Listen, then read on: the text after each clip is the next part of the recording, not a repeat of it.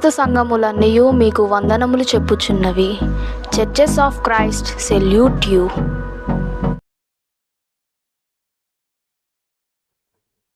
సరే, ఇప్పటి వరకు కార్తీక్ మంచి వాక్యాన్ని అందించారు. అయితే లోకంలో ఉన్నవారు అంటే మనం చూస్తున్నంత వరకు కూడా చాలా మంది సేవకులు అన్న పాస్టర్లు, విశ్వాసులు సత్యాన్ని గ్రహించే వారిగా ఉన్నారా, వాక్య ప్రకారం నడిచే వారిగా ఉన్నారో లేదో కూడా పరిశీలించే బాధ్యత దేవుడు మనకు అప్పగించాడు. దేవుడు ఏది పడితే అదే నమ్మటానికి ఇష్టపడ్డు. మీరేం చేయాలంటే దాన్ని పరిశీలించాలా, తెలుసుకోవాలన్నదే దేవుని యొక్క ఉద్దేశం. అందుకే స్పష్టంగా దేవుడు రాయించిన ఒక మాట చూస్తే యోహాన్ రాసిన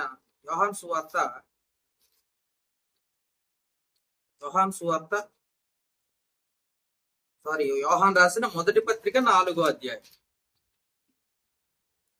యోహాన్ రాసిన మొదటి పత్రిక 4వ అధ్యాయం.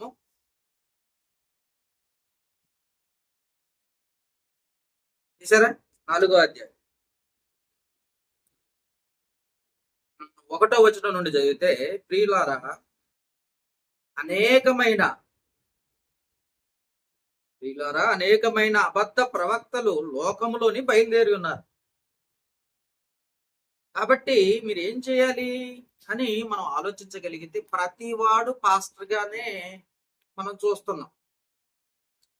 లోకంలో చాలా మంది పాస్టర్లు ఉన్నారు.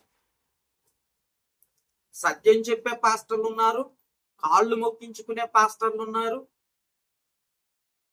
అని కింద పడేసే పాస్టర్లు ఉన్నారు. అర్థమైందా? చెయ్యి నెత్తి మీద పెట్టి కింద పడేసే పాస్టర్లు ఉన్నారు, గంతులు పెట్టించే పాస్టర్లు ఉన్నారు, రకరకాల పాస్టర్లు ఉన్నారు లోకంలో.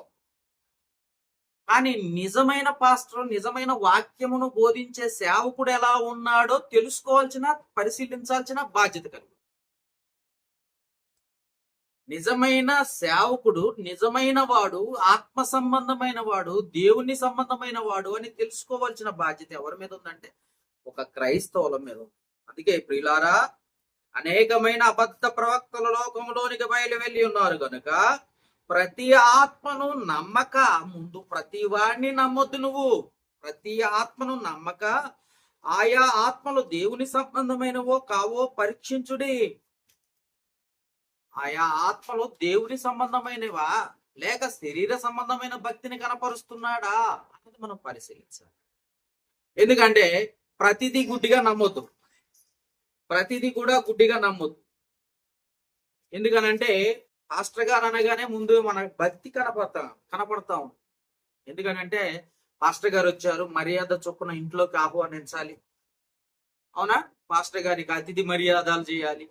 ఇలాగా మనం ఏమనుకుంటామంటే పాస్టర్ అంటే గొప్పగా ఊహించుకుంటాం. కానీ అతను నిజమైన ఆత్మ సంబంధమైన జ్ఞానము కలిగిన వాడా, లేకపోతే సత్యమును చెప్పే జ్ఞానమును కలిగిన వాడా కాదా అన్నది పరిశీలించాల్సిన బాధ్యత ప్రతి క్రైస్తవుని మీద ఉందట. అందుకే ఆత్మ సంబంధమైనవో కావో అన్నది మనం తెలుసుకోవాలంటున్నాడు. ఇంకేమంటున్నాడు 2వ వచనంలో, యేసు క్రీస్తు శరీరధారి అయి వచ్చినని ఏ ఆత్మ ఒప్పుకొనునో అది దేవుని సంబంధి, ఏ ఆత్మ యేసును ఒప్పుకొనదో అది దేవుని సంబంధమైనది కాదు. దీన్ని బట్టే దేవుని ఆత్మను మీరు ఎరుగుదురు. క్రీస్తు విరోధి ఆత్మ వచ్చునని మీరు వినిన సంగతి ఇదే అని అంటూ మన మీద కొన్ని బాధ్యతలు ఉన్నాయి. ఏది పడితే అదే నమ్మటం కాదు. ఒకటి దర్శనాలు ఉన్నాయి అంటాడు, ఒకటి ఆత్మలు వచ్చిపోతున్నాయి అంటాడు. ఇవన్నీ నిజమైనది కాదు. వాక్యం ఏం చెప్తుందో దాని ప్రకారం నడుచుకోవాలి. పాస్టర్ అనగానే అతిథి మర్యాదలు చేయటం కాదు. ఆ పాస్టర్ ఆత్మ సంబంధమైన వాడా కాదా అన్నది కూడా తెలుసుకోవాలి. ఎందుకంటే ప్రియులారా, అనేకమైన అబద్ధ బోధకులు, అబద్ధ పాస్టర్లు సంచులు వేసుకొని తిరుగుతున్నారు, బ్యాగులు పట్టుకొని తిరుగుతున్నారు. ఆదివారం మాత్రమే వస్తారు, లేదా నెల మొదటి వారంలోనే తిరిగే వాళ్ళు చాలా మంది ఉన్నారు. అందుకే జ్ఞాపకం చేసుకోండి, అది పాస్టర్ అయినా కానీ విశ్వాస అయినా ఎవరైనా సరే ఖచ్చితంగా దేవుని పట్ల, దేవుని పేరు చెప్పుకుంటున్నప్పుడు చాలా జాగ్రత్తగా పరిశీలించండి. ఇది క్రైస్తవుల బాధ్యత అని దేవుడు ముందే చెప్పేసి. అర్థమైందండి? ఎందుకని ఇది మీకు చెబుతున్నానంటే, ఉదయంన ఒక న్యూస్ వచ్చింది. ఆ న్యూస్ ఏంటి అని అంటే, ఒక చిన్న మైనర్ బాలికనంట ఒక పాస్టర్ అట పాడు చేసేసాడు. దాన్ని ఏమంటారు, వాక్య రీతిగా కాకుండా ఏమంటారండి, వార్తల రీతిగా చదివితే అత్యాచారం చాలా పలుమార్లు చేసాడని రాసి. ఎక్కడో కాదు, విజయవాడలోనే ఇబ్రహీంపట్నం దగ్గర ఉన్న కొండపల్లిలోనట. ఈ విషయాన్ని నేనేం చేశానంటే స్టేటస్ లో పెట్టాను. పెట్టినప్పుడు చాలా మంది ప్రశ్న ఏంటంటే, మీరే సేవకుడు కదా, మీరే పాస్టర్ గారు కదా, పాస్టర్ గారు మీరు అయి ఉండి మీరే ఇంకో పాస్టర్ గారిని అలా పెడితే రేపు పొద్దున క్రైస్తవులనైనా గాని పాస్టర్లనైనా గాని నమ్ముతారా అని అడిగారు. వాళ్ళెవరో నమ్ముతారని కాదు అక్కడ, ఎవరో ఇష్టపడతారని కాదు అక్కడ. దేవుని దృష్టిలో ఆ పాస్టర్ అయినా విశ్వాస అయినా ఎవరైనా సరే ఒక్కటే. దేవుని తీర్పులో మార్పులు లేవు. మనుషుల్ని బట్టి మారుస్తాడని అనుకోవటం పొరపాటు. డబ్బు ఉంది కాబట్టి తీర్పు తక్కువ చేస్తాడు, డబ్బు లేదు కాబట్టి ఎక్కువ చేస్తాడు అన్నది కాదు ఇక్కడ. దేవుని దృష్టిలో అందరూ సమానమే. దేవుని దృష్టిలో అందరూ కూడా దేవుని పిల్లలమైతే, దేవుని దృష్టిలో అందరూ సమానమైతే తీర్పులో సమానం ఉండదా? మరి ఒకసారి ఆలోచించండి. అందుకే చాలా మందికి తెలియంది ఏంటంటే, సేవకుడు అనగానే గుడ్డిగా నమ్మేయటం కాదు. అది నిజమైన వాడా, వాక్యానుసారంగా ఉన్నాడా లేదా, మన ఇంటికి ఆహ్వానించినప్పుడు లేదా అతను మన ఇంటికి వచ్చినప్పుడు అతని ప్రవర్తన ఎలా ఉంది, అతని క్రియలు ఎలా ఉన్నాయి అనేది మనం ఆలోచించాలి. అందుకే లేఖనాలు ఏమంటున్నాయో తెలుసా, దేవుడు అవన్నీ కూడా చూస్తున్నట్టు. దేవుని పేరు చెప్పుకొని, పాస్టర్ అన్న పేరు చెప్పుకొని అండి లోకంలో జరుగుతున్న అరాచకాలు కూడా మనం చూస్తున్నాం. అరాచకాలు, అత్యాచారాలు, ఏమండి దోచుకోటాలు, ఇవన్నీ కూడా ఎక్కడి నుండి జరుగుతున్నాయి అంటే, ఇగో శరీరము పాస్టర్తనంగా పాస్టర్నని చెప్పుకుంటూ మోసం చేస్తాడు. అందుకే దేవుని దృష్టిలో ఎవరిని విడిచిపెట్టేవాడు కాదు. ప్రతి వాడికి శిక్ష ఉంది. పాపం మోషే 40 సంవత్సరాల అరణ్యంలో నడిస్తే ఏమండి బండని కొట్టొద్దు మాట్లాడమనంటే బండను కొట్టినందుకు ఏ కానానైతే చేరాలనుకున్నాడో ఆ కానాను చేరకుండా చేసేసాడండి. పైగా ఏడ్చుకుంటూ ప్రార్థన చేస్తుంటే మోషే, ఆ ఒక్క అవకాశం అయ్యా అని ఏడ్చుకుంటూ ప్రార్థన చేస్తుంటే ఆ అవకాశాన్ని కూడా ఇవ్వక నీ ఏడు పాప అన్నాడు దేవుడు మోషే. మన విడిచిపెడతాడా? అందుకే ఆలోచించండి, దేవుడు ప్రతి వారిని చూస్తున్నాడు. రెఫరెన్స్ రాసుకుంటారా? రాసుకుంటే సామెతల గ్రంథము 15వ అధ్యాయం 3వ వచనంలో, సామెతల గ్రంథము 15వ అధ్యాయం 3వ వచనంలో, సామెతల గ్రంథము 15వ అధ్యాయం 3వ వచనంలో, యెహోవా కనులు ప్రతి స్థలం మీద ఉండును, చెడ్డవారిని మంచివారిని అవి చూస్తున్నాయి. దేవుడి పేరు చెప్పుకున్న వారిని కూడా చూస్తున్నాయట. వదిలిపెడతాడా దేవుడు? ఇంకేమంటున్నాడు హెబ్రీలకు రాసిన పత్రిక, మనకు ఎప్పుడు గుర్తుండే వాక్యం ఒకటి ఉంది. హెబ్రీలకు రాసిన పత్రిక 4వ అధ్యాయము 13వ వచనంలో, హెబ్రీలకు రాసిన పత్రిక 4వ అధ్యాయం 13వ వచనం చూడండి. మరియు ఆయన దృష్టికి కనపడని స్పష్టమంటూ ఏమీ లేదు, మనం ఎవరికి లెక్క చెప్పవలసి ఉన్నదో ఆ దేవుని కన్నులకు సమస్తం అరుగు లేక తేటగా కనపడుతుంది. నువ్వు మంచి పని చేస్తున్నావా, దేవుని బిడ్డనని చెప్పుకుంటూ మంచి పని చేస్తున్నావా, చెడ్డ పని చేస్తున్నావా, నువ్వు ఆత్మ సంబంధమైన సేవకుడివా లేక శరీర సంబంధమైన భక్తిని కనపరిచే సేవకుడివా, నువ్వెవరివి? దేవుడు చూడటం లేదు అనుకుంటున్నారు చాలా మంది. అందుకే ఇంకా చూద్దాం, దినవృత్తాంతాల 2వ గ్రంథం, దినవృత్తాంతాల 2వ గ్రంథం చూసారా? దినవృత్తాంతాల 2వ గ్రంథము 16వ అధ్యాయం 9వ వచనము,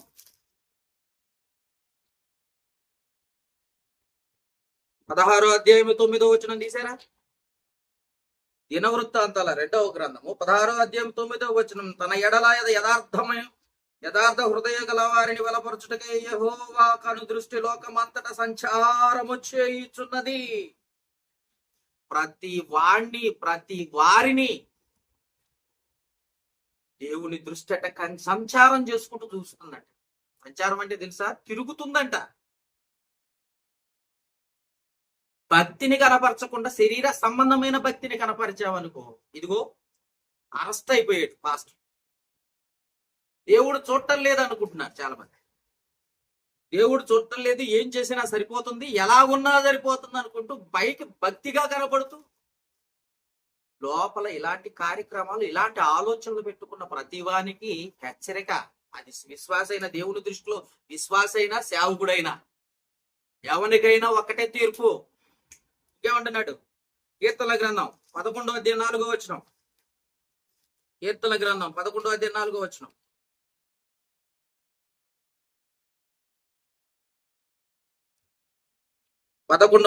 కీర్తన గ్రంథం 11:4. యెహోవా తన పరిశుద్ధాలయములో ఉన్నాడు.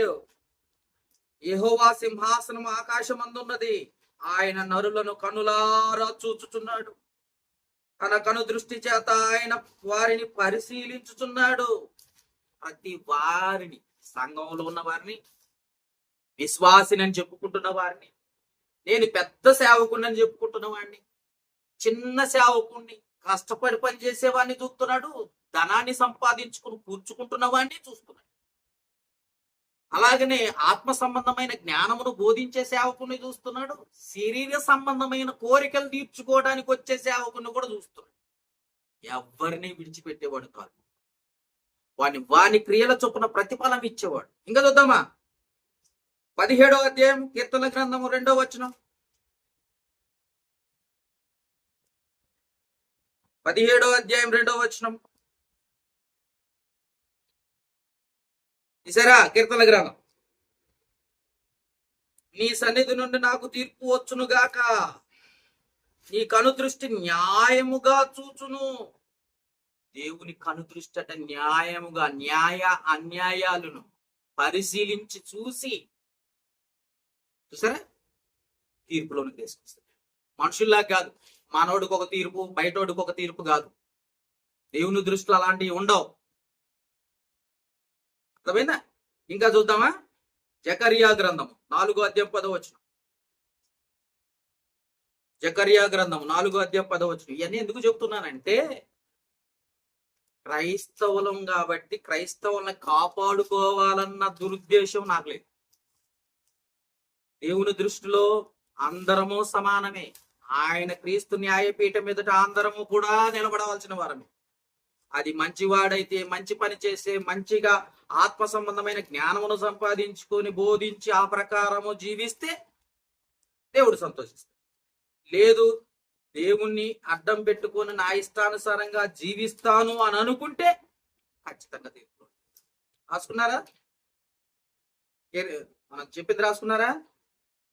జకరియా గ్రంథం 4వ అధ్యాయం 10వ వచనం చూసారా? కార్యములు అల్పమైనను కాలమును తృణీకరించువాడెవడు. కాలాలు, ఋతువులు, అన్ని సమయాలు అన్ని దేవుని చేతుల్లో ఉన్నాయి. కాబట్టి గుర్తు, లోకమంతటా సంచారము చేయ యెహోవా యొక్క 7 నేత్రములు జెరుబ్బేలు చేతిలో నుండి నూలు ఏమంటున్నాడు? నూలుండుట చూసి సంతోషించు. నూలు చేత్తో పట్టుకున్న జెరుబ్బేలు అంటే చేత్తో పట్టుకున్నట్ట నూలు, అది కూడా కనపడుతుందంట పరలోకం నుండి. దేవుడికి కనపడనిది అంటూ ఏమీ లేదు. మన శరీర సంబంధమైన భక్తిని చూస్తున్నాడు, ఆత్మ సంబంధమైన భక్తిని చూస్తున్నాడు. మనం ప్రార్థన చేస్తున్నామా లేదా చూస్తున్నాడు, పడుకొని నిద్రపోతున్నామా అన్నది కూడా చూస్తున్నాడు. బైబిల్ చదువుతున్నామా లేదా అని చూస్తున్నాడు, బైబిల్ చదవకుండా మన ఇష్టానుసారంగా ప్రవర్తిస్తున్నామా లేదా అని చూస్తున్నాడు. ప్రతి విషయంలో దేవుని జ్ఞాపకం, మొదటి స్థానం దేవునికి ఇస్తున్నావా లేదా అని దేవుడు చూస్తున్నాడు. లేదా నీ అవసరానికి బట్టి దేవునికి ప్రార్థన చేస్తున్నాం అన్న సంగతి కూడా దేవుడు చూస్తున్నాడు. అర్థమైందా? లాస్ట్ మాట చూడండి ఒకసారి. లూకాసు వార్త 12వ అధ్యాయం. బాగా చదువుకున్న మాట ఇది కూడా. రహస్యంగా చేసుకుంటూ పోతే ఊరుకుంటాడు, కనపడకుండా చేసుకుంటూ పోతే ఊరుకుంటాడు అనుకుంటే, ఇక్కడ కూడా ఏమంటున్నాడు చూద్దాం. 12వ అధ్యాయం లూకాసు వార్త 12వ అధ్యాయం 3-4 వచనాలు. మరుగైనది ఏది బయలుపరచబడకపోదు. నువ్వు మరుగ్గా ఉన్నావు, చీకట్లో నేను ఏదైనా చేసినా పర్వాలేదు, లేకపోతే గదిలో తలుపేసుకుని ఏం చేసినా సరిపోతుందని అనుకుంటే, మరుగైనది ఏదియు బయలుపరచబడకపోదు, రహస్యమైనదేదియు తెలియపరచబడకపోదు. అంతేకాక 3వ వచనం, అందుచేత మీరు చీకటిలో మాట్లాడుకొనినవి వెలుగులో వినబడును, మీరు గదుల యందు చెవిలో చెప్పుకున్నచున్నవి మిద్దెల మీద చాటించబడును. ఏంటి అక్కడ చెవిలో చెప్పుకున్నాయట, గదుల్లో తలుపులు వేసుకొని చెవుల్లో చెప్పుకున్నాయి. ఎక్కడ వినపడుతున్నాయట? మిద్దెల మీదకి కేకలు వేసి దేవునికి వినపడేటట్టు చేస్తున్నాయి. కాబట్టి జ్ఞాపకం చేసుకో, సేవకుడైన విశ్వాసైన వాని ప్రవర్తన ఎలా ఉండాలి? దేవునికి ఇష్టంగా ఉండాలి, వాక్యానుసారంగా ఉండాలి. అంతేగాని నీకు నచ్చినట్టుగా నాకు నచ్చినట్టుగా బ్రతుకుతూ దేవుని మహిమపరుస్తున్నాను, దేవుని బిడ్డనని అనుకుంటే మాత్రం పొరపాటు. ఇది బాగా గ్రహించాల్సిన అవసరం. ఎందుకనంటే ఇవాళ రేపు ఎలా ఉందంటే హేళనైపోయింది. సేవకుడన్నా దేవుని వాక్యం అన్నా హేళనైపోయింది. అర్థమైందా? ఎంత హేళనైపోయిందంటే ఆ భయంకరమైన అన్యాచారంలోకి వెళ్ళిపోయారు. కొన్ని చోట్ల చూస్తున్నాం, యూట్యూబ్ కొడితే మీకు బాగా కనబడుతుంది. కాబట్టి బైబిల్ ఏం చెబుతుంది? వాక్య ప్రకారంగా నేను ఉంటున్నానా లేదా? సరే, నీ ఇంటికి వచ్చే సేవకుడు కరెక్ట్ గా ఉన్నాడా లేదా? ఆత్మ సంబంధమైన వాడేనా? వీడి శరీర సంబంధమైన భక్తి కలిగిన వాడా? వాక్యానుసారంగా బ్రతుకుతున్నాడా లేదా? వాక్యాన్ని కరెక్ట్ గా బోధిస్తున్నాడా లేదా? ఇవన్నీ పరిశీలించే బాధ్యత క్రైస్తవుల మీద. కాబట్టి ఇందాక చెప్పినట్టుగా దేవుడు కనపడుతున్నాడా? ఒకడు కనపడతాడు అంటాడు, ఒకడు దర్శనాలు వస్తున్నాయి అంటాడు. రాత్రి మేమిద్దరం కూడా మాట్లాడుకున్నాం అంటాడు. ఇందాక ఎక్కడ యూట్యూబ్ లో చూశాను అన్నమాట. అర్థమైంది? ఫ్రెండ్స్ అటు వాళ్ళు అలాంటి వారు ఉన్నారు. కాబట్టి ఈ దర్శనాలు, ఆత్మలు పోగటాలు, కింద పడేయటాలు, నెట్టి పడేయటాలు, విశ్వాన్ని టచ్ చేయటాలు ఇవన్నీ కూడా లోక సంబంధమైనవి, బైబిల్లో లేవు. కాబట్టి యథార్థంగా నమ్మకమైన వాటిగా మనం వాక్యానుసారం వాక్యాన్ని చూసి పరిశీలించి తెలుసుకోవడానికి ప్రయత్నించాం. ఓకే, అందరికీ వందనాలు.